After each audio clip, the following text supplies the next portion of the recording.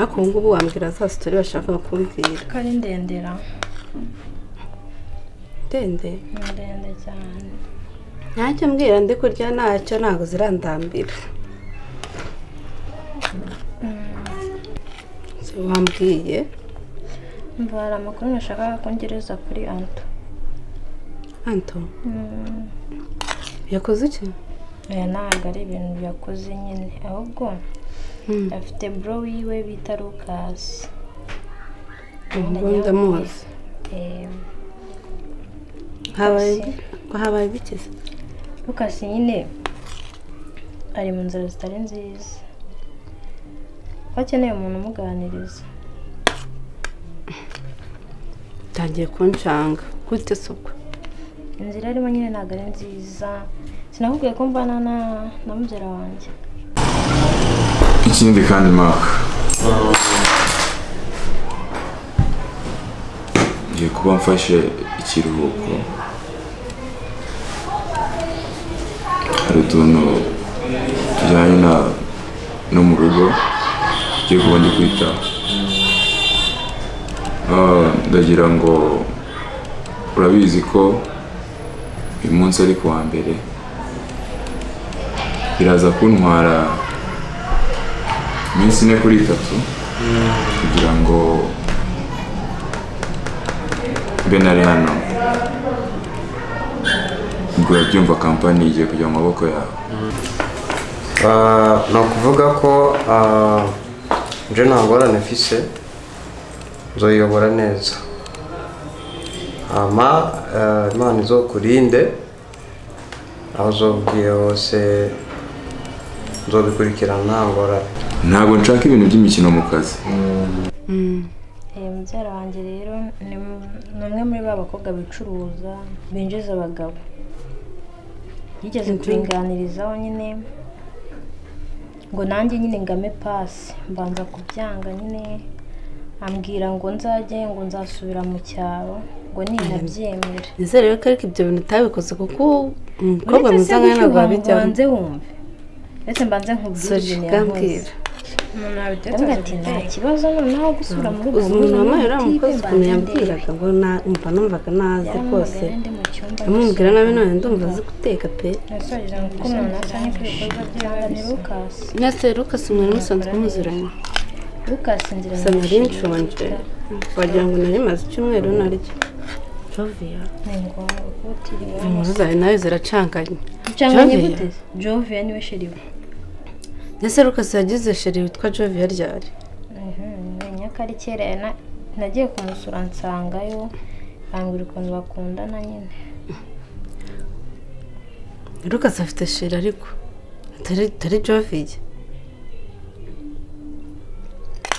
sheri we yitwa Kariza barakuranye kuva na kera rero wa Jovia sinzi aho ari kuva akoze kw'ingeso yanze ikaba ingeso yego mbona ari igihe musiga mu kazi nkasanga ibintu byasubiye inyuma ariko ikintu ugomba kwitaho gishyira mu mutwe wawe Mark this time ntabwo nzongera kugushyiramo ibintu mu by'impuhwe ninza ngasanga kampani yasubiye hasi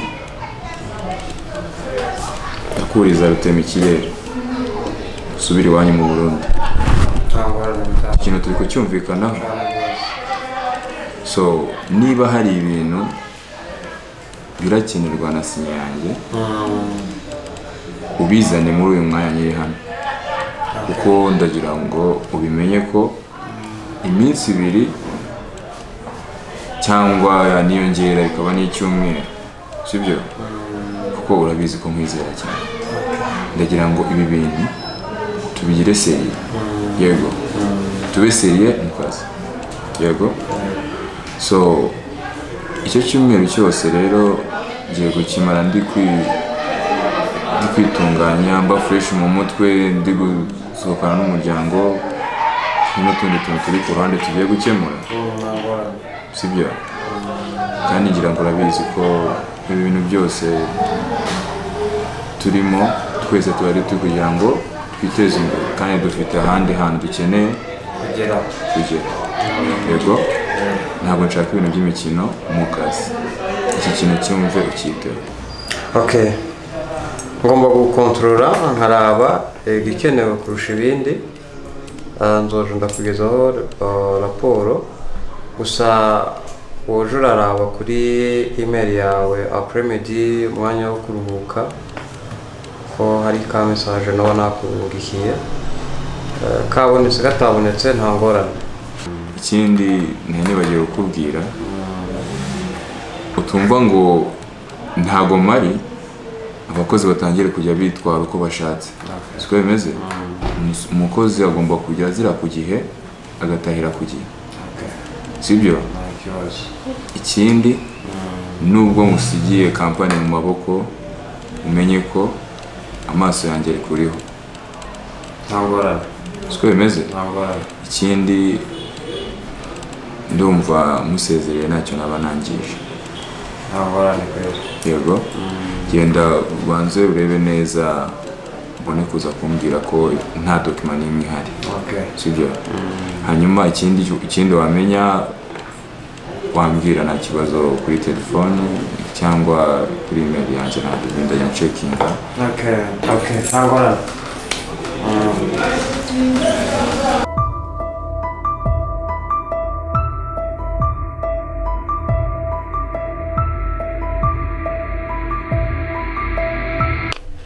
Nese uriya muhungu buriya bazamufata bati wabo? Mbabarira umbwire inkuru. Umuhungu ungana kuriya akifata akajya kuryamana n'umuntu wicuruza, ubwo yahindukiye aragenda no kwa Jovia bakaryamana, akagaruka no kuri uwo mudado mbwiye ngo bose arabakunda. Lucas uzi Cyabona waramwitiranyije atari Lucas nzi pe. Simbikubwiye uzamwibonera, ntago arakwiyereka. Nanjye ntabwo nabanjije kugira ngo siwe, nyine narabyemeye. Gusa nyine ndabibazaho neza numve, gusa nyine ndumva njyewe Lucas uri kumbwira ndumva atandukanye n'uwo wambwira, kuko n'ubundi Lucas ntabwo ndahura nawe njyewe. Ni umuhungu nyine uri aho ukunda abakobwa gusa. Lucas wo kwa Anto uko nzi ko yitwa, bamuvuga ko ari umwana mwiza. Ukimubona gutyo uhita ubona ko yitonda, ariko nyine mumaranye iminsi rwaba n'ubwitonzi bwe habuhera. Yitonda gutyo mu maso nyine.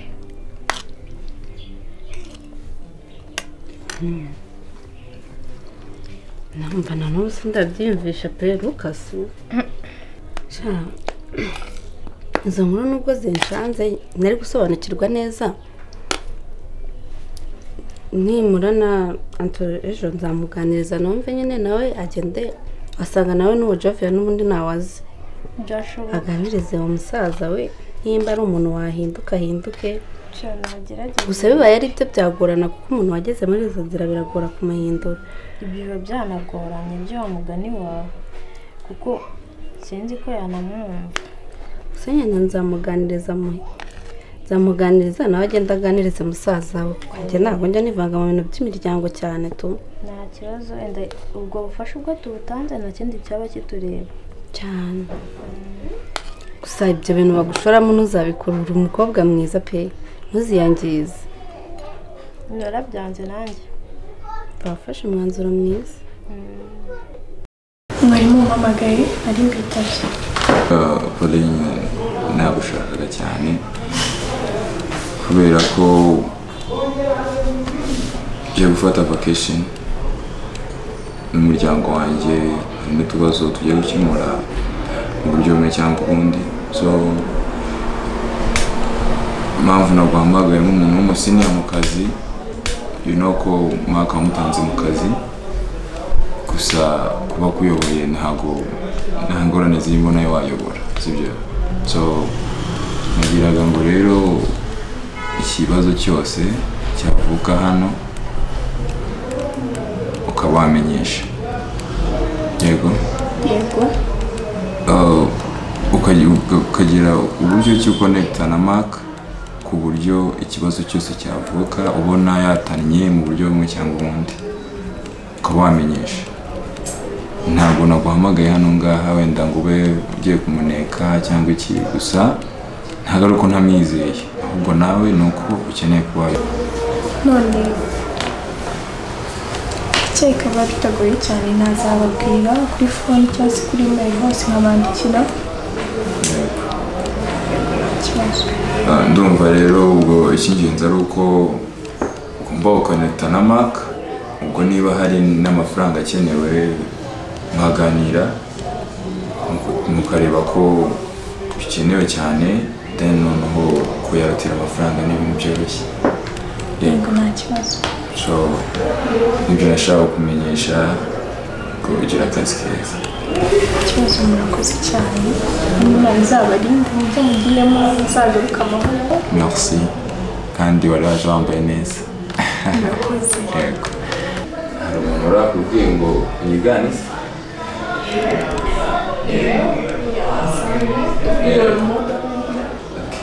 Ndiro moto.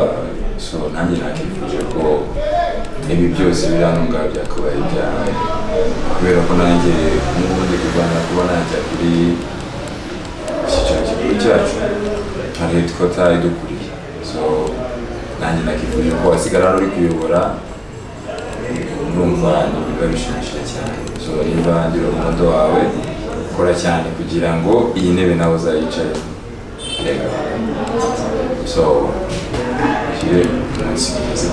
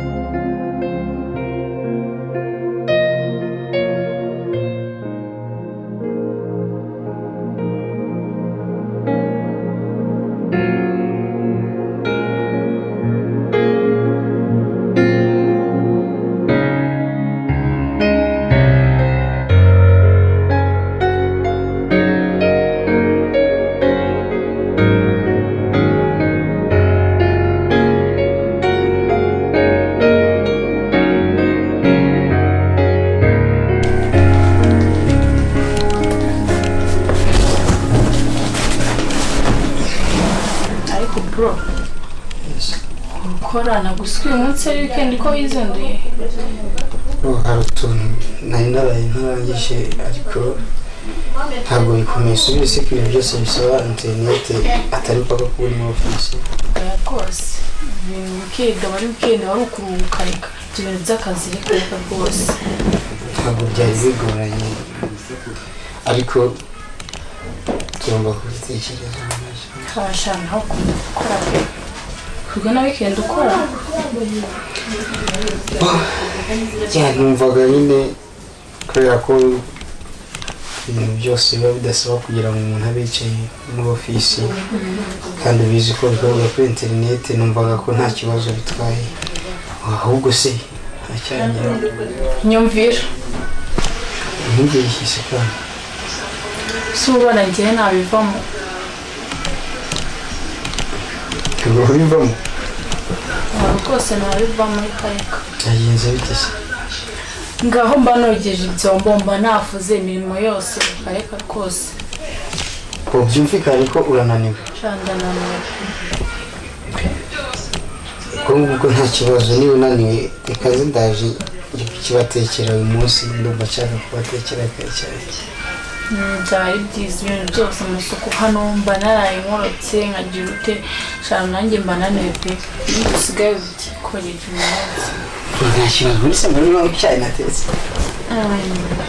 ntabwo turakira nanjye nzi guteka none sabe kwigisha ndabizi uyu munsi aha turaza kuba tureba sawa nta kibazo cyayi watetse uretse mbuguke gato ndaje nkwereke nanjye igikoni ndakizi ese ubundi bro ubu ngubu abaryamye biki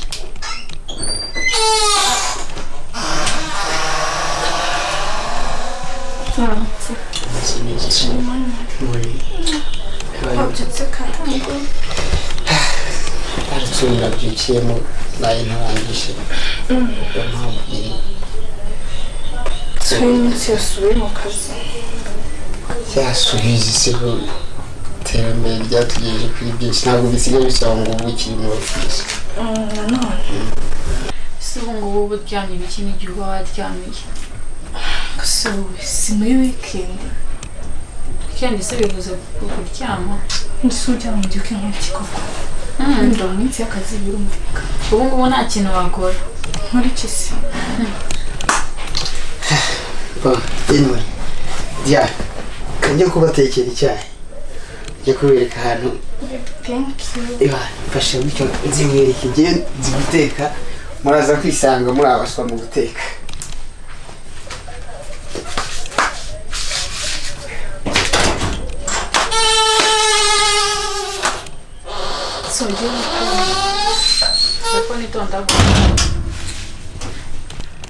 se buriya reka mwibarize ubu nta kibazo ufite kihe kibazo se ubona ndwaye sibyo no kurwara ahubwo urarembye asigaye nta kibazo mfite sha mba mbona n'ishyano ritaraza uzarizana ariko njye n'ubu sindamenya icyo ushaka ubundi urashaka iki reka twiganirire nk'abakobwa ubu ngubu nyine si niba bamazemo